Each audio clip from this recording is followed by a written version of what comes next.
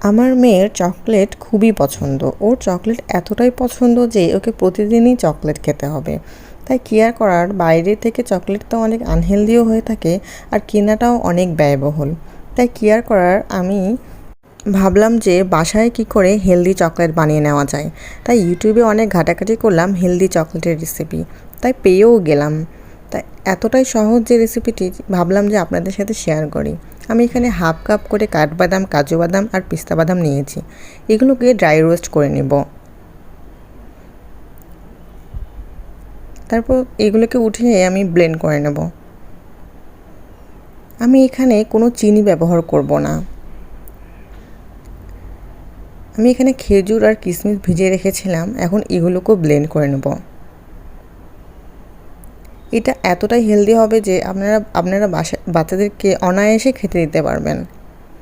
তারপর এইভাবে হাত দিয়ে ছোট ছোট বল করে নেব, বা আপনারা চকলেটের মোল্ডেও শেপে দিতে পারেন, তাহলে বাচ্চারা দেখতেও অনেক ভালো লাগবে। এই যে হয়ে গিয়েছে। আমি সবগুলোকে এইভাবে বানিয়ে নেব। তারপরে আমি একটা মিল্ক চকলেট কেটে ওটাকে গলিয়ে নেব। গলিয়ে নিয়ে চকলেটের উপরে এগুলোকে কোট করে দেব। এই যে আমার এগুলো বানানো হয়ে গিয়েছে।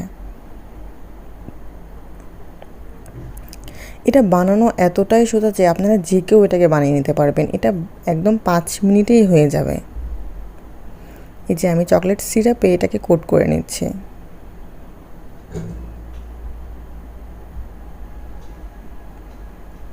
আমি একে একে সবগুলোই কোট করে নেব।